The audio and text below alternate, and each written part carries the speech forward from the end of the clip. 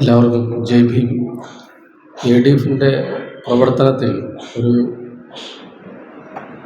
ചരിത്രപരമായ ഒരു കാൽവയ്പ്പാണ് ഇന്നത്തെ ഈ SC സമ്മിറ്റ് ഞങ്ങൾ കാണുന്നത്.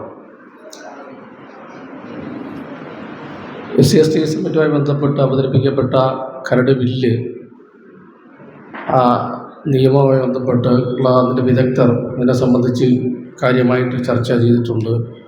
ഞങ്ങളത്ര വിദഗ്ധരല്ലാത്തതുകൊണ്ട് ആ വിഷയത്തിൽ അഭിപ്രായങ്ങൾ പറയുന്നില്ല. എങ്കിലും SC ഫണ്ടുകൾ ദുർവിനിയോഗം ചെയ്യുന്ന ഇന്ന് വരെ നമുക്ക് തെരുവുകളിൽ ഇതിനെതിരെ വലിയ പ്രതിഷേധങ്ങൾ മാത്രം നടത്തി പോകുന്ന ഒരു സമൂഹമായി ചുരുങ്ങിയ സമൂഹത്തിൽ നിന്നും കുറേക്കൂടെ വികസിതമായി നമ്മൾ പറയുന്ന അല്ലെങ്കിൽ നാം വയ്ക്കുന്ന അജണ്ടയ്ക്കുള്ളിൽ നിന്നുകൊണ്ട് രാഷ്ട്രീയ പദ്ധതികൾ അല്ലെങ്കിൽ സ്റ്റേറ്റിൻ്റെ പദ്ധതികൾ അത്തരത്തിലേക്ക് മാറ്റപ്പെടണമെന്നാവശ്യപ്പെടുന്ന ഒരു രാഷ്ട്രീയമായ ഒരു ചുവടുവയ്പ്പാണ് നാം നടത്തുന്നത്. വളരെ അഭിമാനകരമായ ഒരു കാര്യമാണ്. തീർച്ചയായും കേരള ചരമ സംഘത്തിൻ്റെ വലിയ പിന്തുണ ഈ കാര്യത്തിൽ ആദ്യം തന്നെ അറിയിക്കട്ടെ. ഇതിൽ നമുക്ക് പ്രധാനമായി മാനിഫെസ്റ്റോയിൽ ഉൾപ്പെടുത്തുന്ന രാഷ്ട്രീയ പാർട്ടികളുടെ മാനിഫെസ്റ്റോയിൽ നമ്മുടെ ആവശ്യങ്ങൾ ഉൾപ്പെടുന്നതുമായി ബന്ധപ്പെട്ട് കുറേ കാര്യങ്ങൾ നമ്മുടെ അവതരിപ്പിക്കപ്പെട്ടുണ്ടായി. അതിൽ 12 കാര്യങ്ങൾ ചേർക്കുന്നതിനെ സംബന്ധിച്ച് പറഞ്ഞുകൊണ്ട് മാത്രം ഞാൻ എൻ്റെ വാക്കുകൾ ഉപസംഹരിക്കാം. ഒന്ന്, എയ്ഡഡ് മേഖലയിലെ നിയമനം ത്തിൽ സംവരണം നടപ്പിലാക്കണമെന്ന് ചുരുങ്ങിയ വാക്കിലാണ് അത് രേഖപ്പെടുത്തിയിട്ടുള്ളത്. അതെങ്ങനെയാണ് നടപ്പിലാക്കുന്നത് സംബന്ധിച്ച് PSC മുഖേന അതിൻ്റെ നിയമനം നടപ്പിലാക്കണമെന്ന് പറയുമ്പോൾ കുറേ കൂടി അതിൻ്റെ നിയമപരമായ സാധ്യതകളുണ്ട്. എയ്ഡഡ് മേഖലയിലുള്ള മാനേജ്മെൻറ്റുകൾ അവർ നേരിട്ടാണ് അത്തരം സംവരണം നടപ്പിലാക്കുന്നതെങ്കിൽ തീർച്ചയായും അവിടെ വീണ്ടും കോടതിയുടെ അടിസ്ഥാനത്തിൽ നിയമനം നടക്കുവാനുള്ള സാധ്യതകളുണ്ട് എന്നുകൊണ്ട് തന്നെ അത് PSCക്ക് അതിൻ്റെ നിയമനം വിട്ടു നൽകണം എന്നുള്ള ആവശ്യമായിരിക്കണം എന്നാണ് ഞങ്ങളുടെ അഭിപ്രായം. മറ്റൊന്ന്, നമുക്കറിയാം, ഇപ്പം പൊതുമേഖലാ സ്ഥാപനങ്ങൾ മുഴുവൻ സ്വകാര്യവൽക്കരിക്കുകയും നിർത്തലാക്കുകയും ചെയ്യുന്നൊരു സാഹചര്യം നിലവിലുണ്ട്. ഏറ്റവും കൂടുതൽ തൊഴിൽ നഷ്ടം സംഭവിക്കുന്നത് ഏറ്റവും പിന്നോക്കം നിൽക്കുന്ന ജനവിഭാഗങ്ങൾ എന്ന നിലയിൽ കേരളത്തിലെ പട്ടികജാതി, പട്ടികവർഗ, ദളിത്, ക്രൈസ്തവരടക്കമുള്ള വിഭാഗങ്ങളെ സംബന്ധിച്ച് തീർച്ചയായും വലിയ നഷ്ടമാണ് നേരിടുന്നത്. അതുകൊണ്ട് സർക്കാർ ഈ അടുത്തിടെ നിയമിച്ചിട്ടുള്ള താൽക്കാലികമായി നിയമിക്കപ്പെട്ടിട്ടുള്ള ആളുകളെ സ്ഥിരപ്പെടുത്തുന്നതിന് വേണ്ടിയുള്ള തീരുമാനത്തിലേക്ക് പോകുന്നുണ്ട്. തീർച്ചയായും അത് അത്തരത്തിലൊരു തീരുമാനത്തെ നമുക്ക് എതിർക്കപ്പെടേണ്ടതുണ്ട്.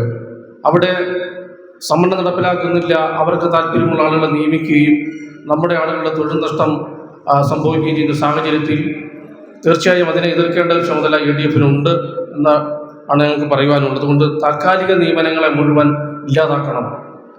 മുഴുവൻ നിയമനങ്ങളും PSC വഴി നടപ്പിലാക്കേണ്ടതുണ്ട്. അത് നമ്മൾ ഉയർന്നു പറയേണ്ട ഒരു കാര്യമുണ്ട്. അപ്പം തന്നെ സ്വകാര്യ മേഖലയിലെ ഇതിൻ്റെ സംവരണത്തിൻ്റെ വിപുലീകരണത്തെ സംബന്ധിച്ചാണ്. സ്വകാര്യ മേഖലയിലേക്ക് സംവരണം വിപുലമാക്കണം, നടപ്പിലാക്കുന്നതിനൊരു തീരുമാനം എടുക്കുന്നത് കൂടി ചേർക്കേണ്ടതുണ്ട് എന്നാണ് പറയാനുള്ളത്. മറ്റൊന്ന്, ഇവിടെ സാർ പറഞ്ഞ പോലെ ദളിത് ക്രൈസ്തവ സംവരണ വിഷയത്തെ സംബന്ധിച്ച് പറഞ്ഞു. ഞങ്ങളെ സംബന്ധിച്ച് കേരള ചരമ സംഘം ദളിത് ക്രൈസ്തവരെ ഉൾപ്പെടുന്ന സംഘടന എന്ന നിലയിൽ തീർച്ചയായും സാമൂഹ്യ നീതിയുടെ വിഷയം ഉയർത്തുന്ന ഏവർക്കും ദളിത് ക്രൈസ്തവരുടെ വിഷയത്തെ മാറ്റി നിർത്താൻ കഴിയുകയില്ല.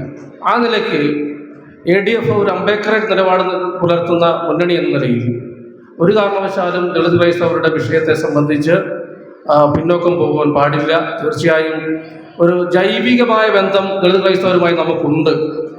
ആ ബന്ധത്തിൽ നിന്നുകൊണ്ട് തന്നെ തീർച്ചയായും അതിനെ പരിഹരിക്കുന്നതിന് വേണ്ടിയുള്ള നിയമപരമായ നടപടികൾ, രാഷ്ട്രീയമായ നിലപാടുകൾ എടുക്കേണ്ടതുണ്ട് എന്ന് മാത്രമാണ് സൂചിപ്പിക്കുന്നത്. നിയമപരമായ മറ്റു കാര്യങ്ങളിലേക്കൊന്നും കടക്കാൻ ഉദ്ദേശിക്കുന്നില്ല. തീർച്ചയായും അത് കൈവിടാൻ പാടില്ല. സാമൂഹ്യ നീതിയുടെ വിഷയം എന്ന നിലയിൽ നമ്മൾ അത് ഏറ്റെടുക്കേണ്ടതുണ്ട്. മറ്റൊന്ന്, രാഷ്ട്രീയ മുന്നണികളുമായി ബന്ധപ്പെട്ടുള്ള നമ്മുടെ ചർച്ചകൾ തീർച്ചയായും വളരെ നമുക്കറിയാം. നമ്മളൊരു അംബേദ്കർ മുന്നണിയായി നിൽക്കുമ്പോൾ തന്നെ നിലനിൽക്കുന്ന വ്യവസ്ഥാപിത രാഷ്ട്രീയ പാർട്ടികൾ മുഴുവൻ ബ്രാഹ്മണ്യ മൂല്യങ്ങൾ ഉൾക്കൊള്ളുന്ന രാഷ്ട്രീയ പാർട്ടികൾ തന്നെയാണ്. ജാതീയമായി പ്രവർത്തിക്കുന്ന സംഘടനകൾ തന്നെയാണ്, രാഷ്ട്രീയ പ്രവർത്തനങ്ങൾ തന്നെയാണ് നമ്മൾ അറിയാമെങ്കിലും തീർച്ചയായും ഒരു ടോക്ക് എന്ന നിലയിൽ ഇത്തരം പ്രസ്ഥാനങ്ങളുമായി, മുന്നണികളുമായി നമ്മുടെ ദളിതാദിവാസി വിഭാഗങ്ങളുടെ മുന്നണി എന്ന നിലയിൽ നമുക്ക് അവരുമായി ഇത് ബാർഗൈൻ ചെയ്യേണ്ടതുണ്ട്. തീർച്ചയായും നാം ഉൾപ്പെടുത്തുന്ന രാഷ്ട്രീയ അവകാശത്തിന് വേണ്ടി അതാത് മേഖലകളിൽ അടുത്ത തെരഞ്ഞെടുപ്പിൽ തീർച്ചയായും നമ്മുടെ പ്രതിനിധികളെ നമുക്ക് സൃഷ്ടിക്കാൻ കഴിയണം. ആ നിലയിൽ നമുക്ക് വിജയിപ്പിക്കാൻ കഴിയുന്ന മേഖലകളിൽ നാം നിർണ്ണയിക്കുന്ന അല്ലെങ്കിൽ നാം തീരുമാനിക്കുന്ന കാൻഡിഡേറ്റുകളെ മത്സരിപ്പിക്കുന്നതിനുള്ള തീരുമാനം LDF എടുക്കുമെന്നാണ് ഞങ്ങൾ കരുതുന്നത്. തീർച്ചയായും വളരെ പുരോഗമനമായ ഒരു തീരുമാനമാണ്. തീർച്ചയായും അത് നമ്മുടെ സമൂഹത്തെ ഏറെ രാഷ്ട്രീയമായി ദൃഢീകരിക്കുന്ന, രാഷ്ട്രീയമായി ഏകീകരിക്കുന്ന ഒരു സാഹചര്യത്തിലേക്ക് കൊണ്ടുപോകും എന്നുള്ളത് കൊണ്ട് തന്നെ തീർച്ചയായും ആ തീരുമാനം നമ്മൾ വളരെ ഗൗരവത്തോടു കൂടി തന്നെ നടപ്പിലാക്കേണ്ടതുണ്ട്. നമുക്ക് നിരവധി മേഖലകളിൽ നമുക്ക് ശക്തമായി ഇടപെടാൻ കഴിയുന്ന മണ്ഡലങ്ങളുണ്ട്. ആ മണ്ഡലങ്ങൾ നമുക്ക് കൃത്യമായി കേന്ദ്രീകരിച്ചാൽ തീർച്ചയായും നമുക്ക് സാധ്യമാകുന്ന കാര്യമാണ്. ഇന്ന് സാധ്യമായില്ലെങ്കിൽ അടുത്ത തവണയെങ്കിലും നമുക്ക് സാധ്യമാക്കാൻ കഴിയും. നമുക്ക് ജാനു അടക്കമുള്ള നേതൃത്വങ്ങൾ മത്സരിച്ച് നമുക്കറിയാം അതിൻ്റെ തുടർച്ച നമുക്കുണ്ടാകുന്നു. പലപ്പോഴും നമ്മുടെ സംഘടനകൾ മത്സരിച്ചതിന് ശേഷം പരാജയപ്പെട്ടു പോയി കഴിഞ്ഞാൽ പിന്നെ അതിൻ്റെ തുടർച്ചയില്ല, അവിടെ കൊണ്ട് അവസാനിപ്പിക്കുകയാണ് പ്രവർത്തനം. പിന്നീട് തെരഞ്ഞെടുപ്പ് വരുമ്പോൾ മാത്രമാണ് അത്തരം പ്രവർത്തനത്തിൽ വീണ്ടും കടന്നു വരുന്നത്. അങ്ങനെ തെരഞ്ഞെടുപ്പിലേക്ക് മാത്രം കടന്നു വരുന്ന ചില പ്രസ്ഥാനങ്ങൾ നമ്മുടെ മുന്നിലുണ്ട്. നമുക്കങ്ങനെ പോകാൻ കഴിയില്ല. തീർച്ചയായും രാഷ്ട്രീയ പ്രവർത്തനം എന്ന് പറയുന്നത് തുടർച്ചയായി നടക്കേണ്ടതാണ്. ആ തരത്തിൽ രാഷ്ട്രീയ അധികാരത്തിൻ്റെയും നമ്മുടെ ഉദ്യോഗസ്ഥ മേഖലയിലുള്ള നമ്മുടെ